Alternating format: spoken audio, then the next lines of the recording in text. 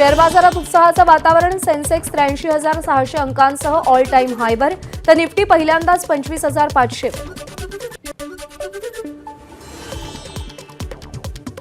अमेरिकेमध्ये व्याजदरात मोठी कपात. मध्यवर्ती बँक फेडरल रिझर्व्हकडून 4 वर्षांनंतर व्याजदरात 50 बेसिस पॉइंट्सनं घट. याचा भारतीय रिझर्व्ह बँकेवर नेमका काय परिणाम होणार याकडे लक्ष. भविष्य निर्वाह निधी म्हणजेच पीएफ मधून अडीअडचणीला पैसे काढता येणार. 1 लाख रुपयांची मर्यादा. केंद्रीय कामगार मंत्रालयाचा निर्णय. मेट्रो 3च्या पहिल्या टप्प्याचं उद्घाटन मोदींच्या हस्ते होण्याची शक्यता. ऑक्टोबरच्या पहिल्या आठवड्यात हिरवा कंदील. सूत्रांची माहिती. लोकलमध्ये ज्येष्ठ नागरिकांसाठी 2 वर्षात स्वतंत्र डबा तयार करा. न्यायालयाचे रेल्वे प्रशासनाला आदेश. तर नवीन डबा उपलब्ध होईपर्यंत ज्येष्ठांना मालडब्यातून प्रवासाची मुभा देण्याचे उच्च न्यायालयाचे आदेश. अपूर्ण राहिलेलं काम पूर्ण करण्यासाठी कशेडीतील एक बोगदा उद्यापासून वाहतुकीसाठी बंद. गणेशोत्सव काळात दोन्ही बोगद्यातून वाहतूक सुरू करण्यात आली होती. मुंबई ते मांडवा दरम्यान धावणारी रोरो बोट रेवदंड्यापर्यंत नेण्याचा निर्णय. त्यासाठी 175 कोटी रुपयांच्या निधीला नुकतीच मंजुरी. त्यामुळे मुंबई ते रेवदंडा हे अंतर 4.5 तासांवरून अवघ्या 2 तासांमध्ये कापता येणार. लाडकी बहीण योजनेसाठी ई-केवायसी करण्याची प्रक्रिया असल्यामुळे लाडक्या बहिणींची बँकेबाहेर राऊंड. नंदुरबारच्या शहादा शहरातील प्रकार. दिवसा होणाऱ्या गर्दीमुळे नंबर उशिरा लागतोय, त्यामुळे रात्रभर बँकेबाहेर मुक्काम. महालक्ष्मी सरस प्रदर्शन आता राज्याच्या सगळ्या विभागांमध्ये आयोजित केलं जाणार. राज्यातील ग्रामीण भागातील महिला शेतकऱ्यांना प्रोत्साहन देण्यासाठी आणि त्यांना बळकटी देण्यासाठी सरकारचा निर्णय. म्हाडाच्या मुंबईतील 2030 घरांसाठी अर्ज करण्याचा आजचा शेवटचा दिवस. आतापर्यंत 1,10,754 अर्ज. आज दुपारी 12 पर्यंतच अर्ज करता येणार. अंधेरीमध्ये आज रात्री 8 पासून उद्या दुपारी 2 पर्यंत पाणी पुरवठा बंद. दुरुस्तीच्या कामांसाठी अंधेरीमध्ये 18 तास पाणी पुरवठा नाही. शनिवारपासून राज्यात मुसळधार पावसाचा अंदाज. पुढच्या 48 तासांमध्ये पावसाचा जोर वाढण्याची शक्यता.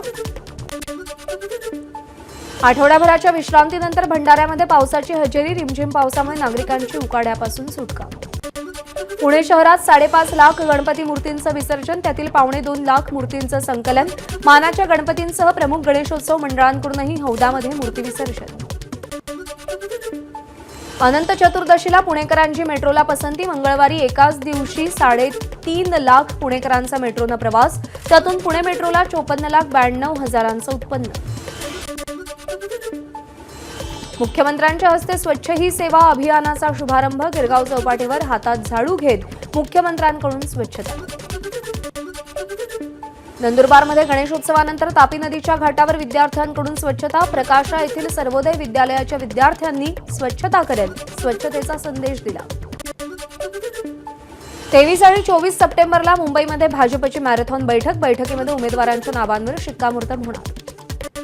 महायुतीमध्ये 288 पैकी 168 जागांवर कोणताही वाद नाही. बहुतांश जागा सिटिंग गेटिंग फॉर्म्युलामुळे निकाली निघाल्या. एबीपी माझाला महायुतीतल्या वरिष्ठ नेत्यांची माहिती. जागा वाटपाबाबत महायुतीची 24 आणि 25 सप्टेंबरला 2 दिवसीय बैठक. वाद असलेल्या जागांवर दिल्लीमध्ये अमित शहांच्या उपस्थितीत महायुतीच्या नेत्यांची बैठक होणार असल्याचीही माहिती. राष्ट्रवादी अजित पवार गटाच्या बैठकीत जागा वाटपावर चर्चा. विधानसभेसाठी महायुतीमध्ये 70 पेक्षा अधिक जागांवर दावा केला जाणार असल्याची माहिती. तर विद्यमान आमदारांचं तिकीट न कापण्याची बैठकीत हमी. आज मुंबईमध्ये महाविकास आघाडीची बैठक. 6 ते 7 जागांवर तिढाव. तर मुंबईतल्या 36 जागांवरची चर्चा जवळपास पूर्ण होण्याच्या मार्गावर. महाविकास आघाडीमध्ये वर्धा पॅटर्नची पुनरावृत्ती. मतदारसंघ एकाकडे आणि सक्षम उमेदवार दुसऱ्या पक्षाकडे असल्यास उमेदवारांची देवाणघेवाण होणार. कोकणातल्या 3 जागांवरून महाविकास आघाडीत रस्सीखेच. चिपळूण आणि सावंतवाडीच्या जागेवर शरद पवार गटाचा दावा. तर राजापूरच्या जागेसाठी काँग्रेस आग्रही. आज तिसऱ्या आघाडी संदर्भात महत्वाची बैठक. या बैठकीला बच्चू कडू, राजू शेट्टी, छत्रपती संभाजीराजे आणि अन्य नेते उपस्थित राहणार. बच्चू कडूंनी नाशिकमधून विधानसभेचं रणशिंग फुंकलं. चांदवड देवळा मतदारसंघातून गणेश निंबाळकर तर निफाडमधून गुरुदेव कांदे यांना प्रहारकडून उमेदवारी जाहीर. ठाकरे गटाच्या संजय दिना पाटील यांच्या खासदारकीला हायकोर्टात आव्हान. शपथपत्रात आईच्या नावाचा उल्लेख नसल्यानं अपात्र ठरवण्याची मागणी. मिहीर कोटेचांसह अन्य उमेदवारांना भूमिका स्पष्ट करण्याचे कोर्टाचे आदेश. 29 सप्टेंबरला उद्धव ठाकरेंचा नागपूर दौरा. कळमेश्वरमधील छत्रपती शिवाजी महाराजांच्या पुतळ्याचं अनावरण करणार. केंद्रीय गृहमंत्री अमित शहा पुढच्या आठवड्यात नागपूर आणि संभाजीनगर दौऱ्यावर विदर्भ मराठवाड्यातील विधानसभा मतदारसंघांचा आढावा घेणार। पंतप्रधान मोदी उद्या वर्धा दौऱ्यावर, वर्ध्यातील कार्यक्रमासाठी 3 दिवस एसटीच्या 760 बसेसचं बुकिंग, जिल्हाधिकाऱ्यांकडून 860 विशेष बसची मागणी। मुख्यमंत्री शिंदे आणि दोन्ही उपमुख्यमंत्री आज बुलढाणा दौऱ्यावर, लाडकी बहीण लाभार्थींशी संवाद साधणार, बुलढाण्यातील 26 महापुरुषांच्या पुतळ्याचं अनावरणही करणार।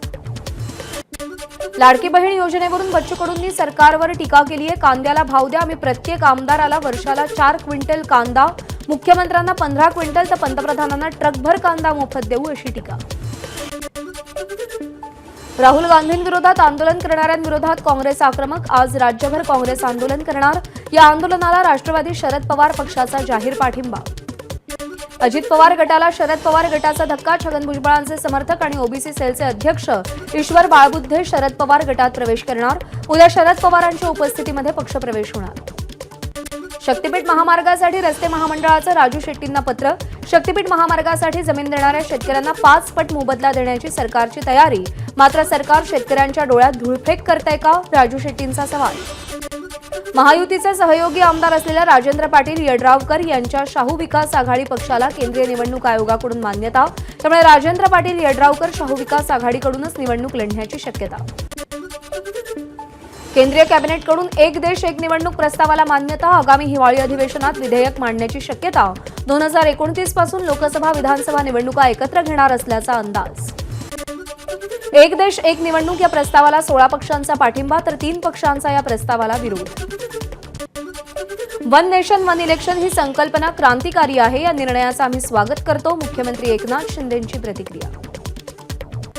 धनंजय मुंडेंची कृषी विमा कंपनीच्या अधिकाऱ्यांसोबत बैठक, खरीप 2023 मधील अपात्र ठरवलेल्या शेतकऱ्यांच्या अहवालांची फेरतपासणी करून त्यांना विमा भरपाई देण्याचे धनंजय मुंडे यांचे विमा कंपनीला आदेश।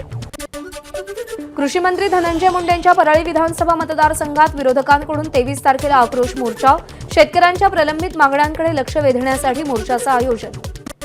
नागपूरमधील काटोल तहसील कार्यालयाच्या मुख्य दारावर बैल बांधून शेतकऱ्यांचं आंदोलन, वन्य प्राण्यांमुळे होणाऱ्या पिकांच्या नुकसानाकडे प्रशासनाचं लक्ष वेधण्यासाठी आंदोलनाची हाक।